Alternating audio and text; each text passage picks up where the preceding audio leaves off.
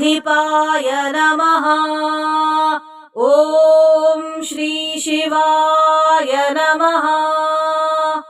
ॐ गणाधिपाय नमः।